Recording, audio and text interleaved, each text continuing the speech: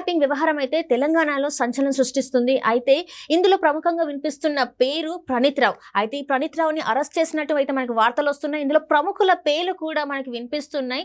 అయితే ఈ అంశాన్ని ఇంకా మనకు వివరించడానికి మనతో పాటు ఉన్నారు Telangana TDP spokesperson AS Rao garu. నమస్కారం సార్. ఇప్పుడు చూస్తుంటే Praneeth Rao and phone tapping విషయం అయితే తెలంగాణలో అంటే సంచలనం రేపుతుంది. చాలా ప్రముఖుల పేర్లు వినిపిస్తుంది, గత ప్రభుత్వంలో ఉన్న నాయకుల పేర్లు వినిపిస్తున్నాయి. అసలు ఇది ఎలా చూడాలి సార్? ఇప్పుడు ఇదంతా కూడా కేసీఆర్ చేస్తున్నటువంటి కార్యక్రమం. కేసీఆర్ అధికారంలో నుండి గత దశాబ్ద కాలంగా ఇలాంటి ఈ యొక్క పోలీస్ వ్యవస్థను కాదు అనేక వ్యవస్థలు ఇలా సర్వనాశనం పట్టించాడు. తన సొంతంగా వ్యక్తిగత సిబ్బంది లాగా వాడుకున్నాడు పోలీస్ డిపార్ట్మెంట్. అందులో ముఖ్యంగా పోలీస్ డిపార్ట్మెంట్లో ప్రతి అపాయింట్మెంటు, ప్రతి కీలక పాత్ర కూడా, కీలకమైనటువంటి పోస్టులో కూడా తన సామాజిక వర్గానికి చెందిన వారికి అక్కడ పోస్టింగ్ ఇవ్వడం జరిగింది. అదే కాకుండా తన సామాజిక వర్గానికి చెందిన వాళ్ళు ఇంపార్టెన్స్ ఇచ్చి వాళ్ళకు స్థాయి లేకున్నా వాళ్ళకు ప్రమోషన్ ఇవ్వడం. ఇక వేరే సామాజిక వర్గాలు కదా ఒకవేళ ప్రమోషన్ ఇస్తే ఇట్లా వాడు మొత్తం దాసవం పలకాల పొద్దుగా లేవగానే సాష్టాంగ నమస్కారం చేసి అలాంటి ఒక అనామకుడికి, అసమర్థుడికి పదవులు కట్టించాడు ఆయన. అదే దాని పరిణామమే ఈరోజు చూడండి, ఓటుకు నోటు కేసు కానివ్వండి, అనేకమైనటువంటి కేసులు. ప్రజాస్వామ్య వ్యవస్థలో, డెమోక్రటిక్ సిస్టంలో ఫోన్ ట్యాపింగ్ అనేది ఒక నేరం.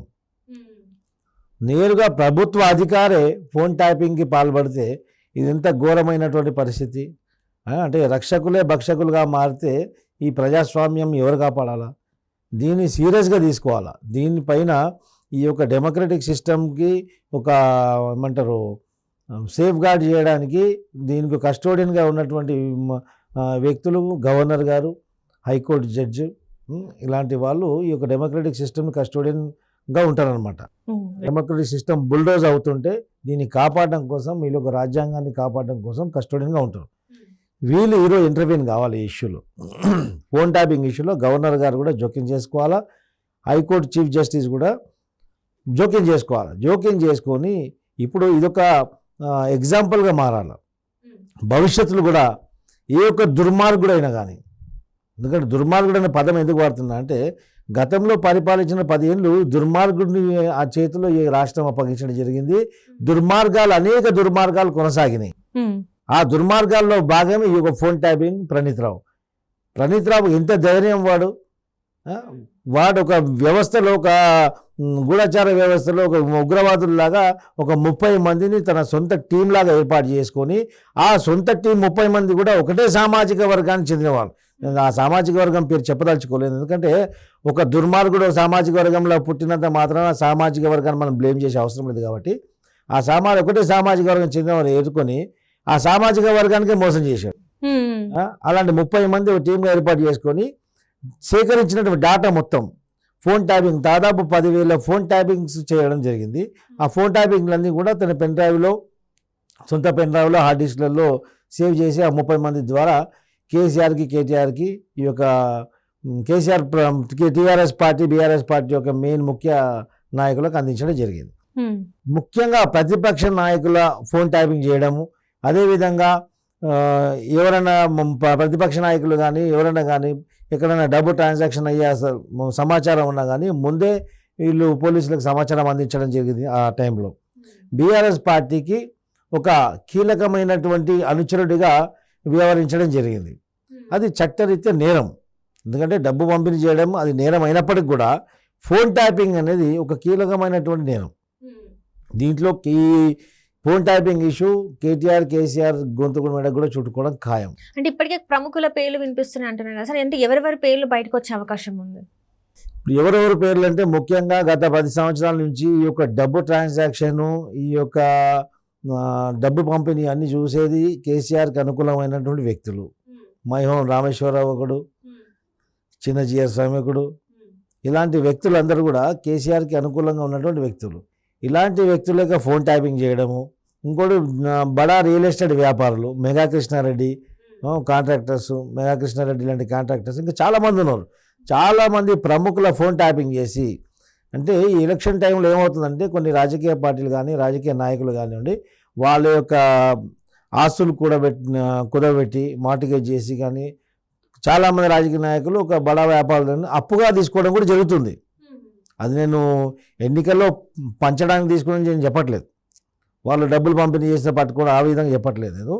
బడా వ్యాపారుల దగ్గరికి వెళ్ళి చాలామంది రాజకీయ నాయకులు అప్పుగా కొంత డబ్బు తీసుకోవడం జరుగుతుంది. మళ్ళీ ఎన్నికలైన తర్వాత వాళ్ళ ప్రాపర్టీస్ వాళ్ళ బిజినెస్లో ఎక్కడో చేసి వాళ్ళకి ఇవ్వడం జరుగుతుంది. ఇది యూజువల్గా జరిగే ఇష్యూస్ ఎలక్షన్ టైంలో. అలాంటి ఎలక్షన్ టైంలో ఎవరెవరికి సహకరిస్తారని చెప్పేసి ఒక సీక్రెట్గా ఇన్ఫర్మేషన్ గ్యాదర్ చేసి వాళ్లకు సహకరించే వాళ్ళని సహకరించకుండా చేయకుండా పన్నినటువంటి పన్నాగం కేసీఆర్ది ఇది. ఆ పన్నాగంలో ముఖ్య పాత్ర వహించింది ప్రణీత్ రావు.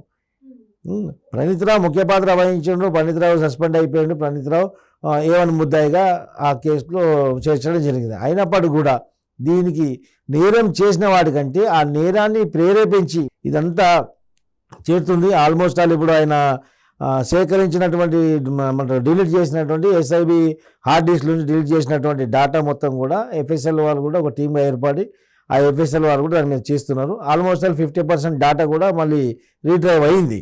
ఇప్పటికీ ఇంకా పూర్తి డేటా కూడా సేకరిస్తున్నారు.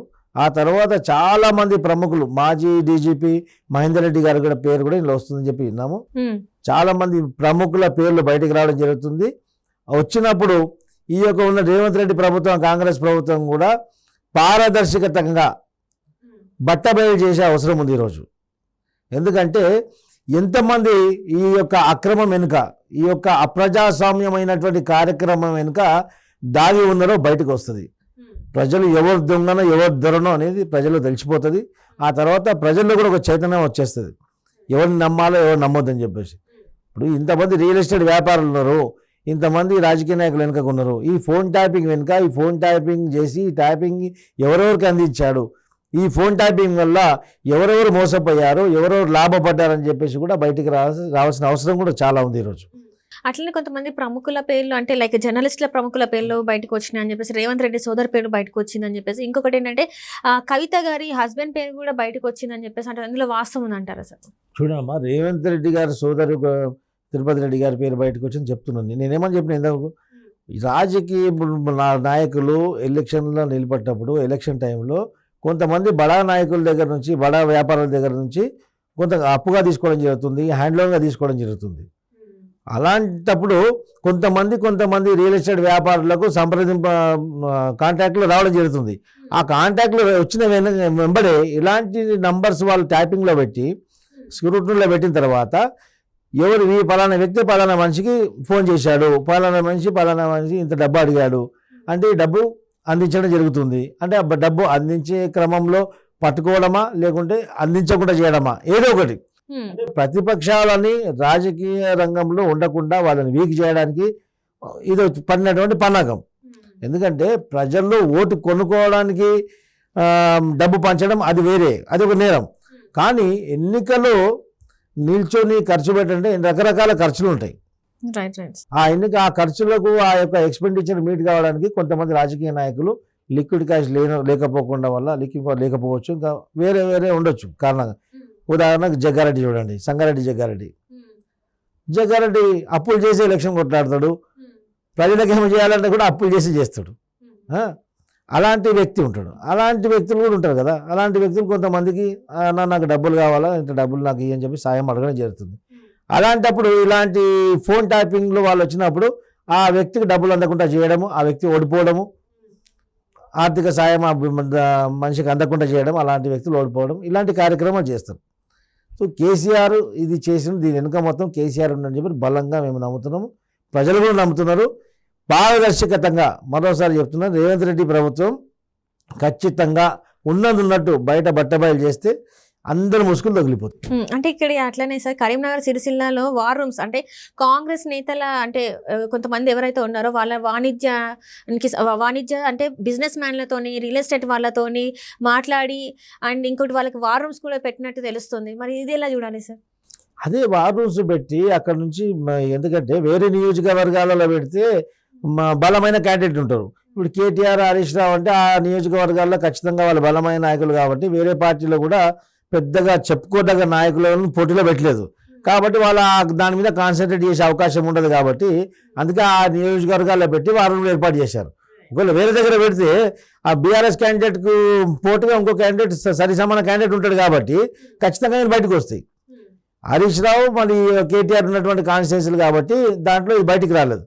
ఇప్పుడు మొత్తం డొంక మొత్తం కదులుతుంది. సరే రానున్న కాలంలో మరి వీటి మీద చర్యలు ఎలా ఉండబోతున్నాయి సార్? ఇప్పుడు ప్రణీత్ రావు బయట పెట్టిన పేర్లు ఇప్పుడు మనం వింటున్నాం. సో వీళ్ళ మీద ఎలాంటి యాక్షన్స్ ఉండబోతున్నాయి? బహుశా యాక్షన్ ఏంది, ఈరోజు ప్రణీత్ రావుకు కస్టడీ తీసుకున్నారు, నిన్న రాత్రి కస్టడీలో తీసుకున్నారు. ఒక రహస్య ప్రదేశంలో ఇన్వెస్టిగేషన్ చేస్తున్నారు. ఈ రోజు ఆయన రిమాండ్కి తరలిస్తారు. ఆ తర్వాత ఆయనకు జ్యుడిషియల్ కస్టడీ, పోలీస్ కస్టడీ కూడా అడిగి జ్యుడిషియల్ పర్మిషన్తో, కోర్టు పర్మిషన్తో ఆయనకు పోలీస్ కస్టడీ తీసుకొని ఇంట్రగేషన్ చేస్తేనే మొత్తం దీని వెనుక